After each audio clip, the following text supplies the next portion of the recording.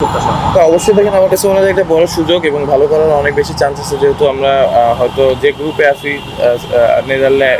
নেপালের সাথে অবশ্যই ইনশাল্লাহ ভালো হবে এবং শ্রীলঙ্কার সাথে আমরা একটা ম্যাচ জিতলে হয়তো সেকেন্ড রাউন্ডে কোয়ালিফাই হতে পারবো। তো আমার কাছে মনে হয় যে খুব ভালো অপরচুনিটি এবং টিম হিসেবে আমরা ভালো করবো। সে যেহেতু ডোমেস্টিক সিজন শেষ হলো, সোফার এখন যেটা চিন্তা থাকবে যে নিজের ফিটনেসটা নিয়ে কাজ করা এবং নিজেকে স্কিল ওয়াইজ আরও কতটুকু ইমপ্রুভ করা যায়, ফিটনেসটা অনেক ইম্পর্টেন্ট। তো আপাতত ফিটনেস নিয়ে কাজ করছি।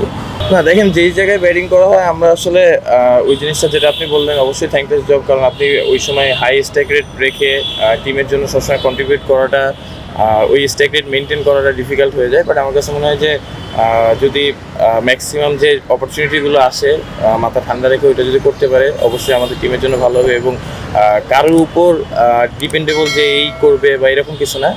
লাস্টের দিকে আমার কাছে স্পেশালি টি-20 যেটা মনে হয় যে 3-4 জনের একটা প্যাকেজ থাকে, তো তাদের ওই জায়গায় স্ট্রাইক রেটটা অনেক ইম্পর্টেন্ট থাকে। হয়তো কেউ একদিন ক্লিক করবে, আরেকদিন কেউ ক্লিক করবে। তো ওই জায়গায় টিমের যে জিনিসটা মানে ডিপেন্ড করবে টিমের উপরে, টিমের জন্য যতটুকু ওই সময় কন্ট্রিবিউট করা দরকার, আমার কাছে মনে হয় ওই ফোকাসটা রাখা ইম্পর্টেন্ট।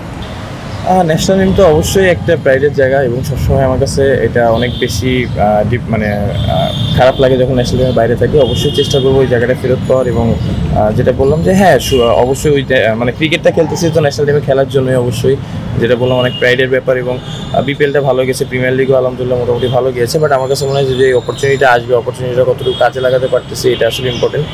এবং সবসময় একটা জিনিস মনে হয় যে আমি যখন লাস্ট টি-20 ওয়ার্ল্ড কাপে ছিলাম আমাদের ইন্ডিয়ার সাথে মনে হয় 19 রান লাগতো, হয়তো 15-16 রান আমি নিতে পেরেছিলাম। ওই জায়গায় যদি হয়তো একটা বাউন্ডারিরই অপশান ছিল 4 বা 6 হলে, তো আমার কাছে মনে হয় ওইটাও যদি হইতো তাহলে হয়তো অন্যরকম সিনারিও থাকতো। বাট এটা আসলে লাইফ, তো অবশ্যই এখন ফোকাসটা এরকম থাকবে যে এরপরে যদি অপরচুনিটি পাই নিজের সাথে নিজের ওই চ্যালেঞ্জটা থাকবে যাতে আরও নিজে ভালো মতো ব্যাক করতে পারি। আমাদের তো এমনি ধৈর্য কম, অবশ্যই আমার কাছে বলবো যে সবাই যাতে ধৈর্য ধরি সব কিছুতেই, কারণ আমার কাছে মনে হয় যে আমাদের প্ল্যানে স্টিক থাকাটা অনেক ইম্পর্টেন্ট।